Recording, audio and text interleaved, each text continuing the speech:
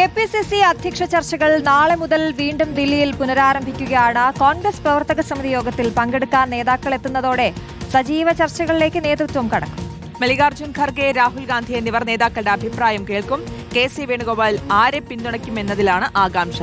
Shafi Parambil, Kodikunnil Suresh, Benny Behanan, Anto Antony, Joseph Vazhakkan അടക്കമുള്ള പേരുകളാണ് സജീവ ചർച്ചയിലുള്ളത്. ആദിൽ പാലോട് നൽകും വിവരങ്ങൾ. ആദിൽ, അങ്ങനെ വീണ്ടും സജീവ ചർച്ചകളിലേക്ക് കടക്കുകയാണ്.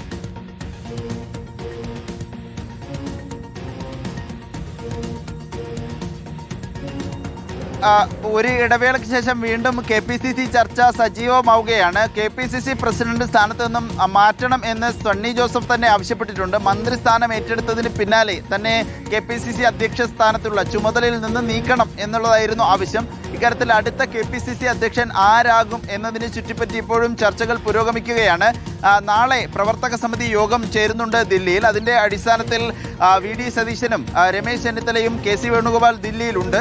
കൊടിക്കുന്നിൽ സുരേഷ്, ശശി തരൂർ, കെ. സുധാകരൻ അടക്കമുള്ള നേതാക്കൾ ദില്ലിയിൽ നാളെ ഉണ്ടാകും. ദില്ലിയിൽ ഇത് സംബന്ധിച്ചുള്ള ചർച്ചകൾ അന്തിമമാക്കുന്നതിനുള്ള നീക്കമുണ്ടാകും എന്നാണ് ഈ ഘട്ടത്തിൽ മനസ്സിലാക്കാൻ കഴിയുന്നത്. പല പേരുകൾ നേരത്തെ തന്നെ പറഞ്ഞു കേട്ടിരുന്നതാണ്.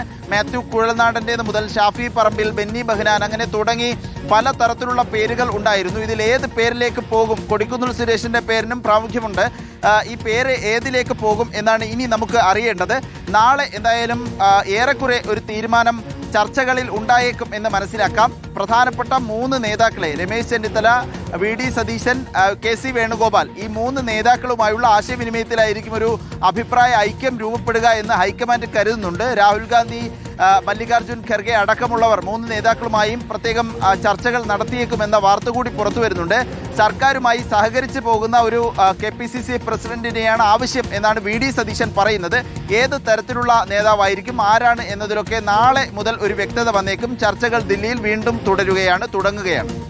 വീണ്ടും ചർച്ചകൾ സജീവമാകുകയാണ് ഒരിടവേളയ്ക്ക് ശേഷം. ആദിൽ പാലോടാണ് വിശദാംശങ്ങൾ നൽകിയത്.